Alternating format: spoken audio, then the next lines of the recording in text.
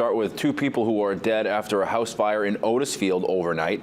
It started just before 11:30 and was just down the street from the Otisfield Fire Department. Officials say two people were inside the home when firefighters arrived. No one was found outside that residence. Investigators from the State Fire Marshal's office have been called in to investigate.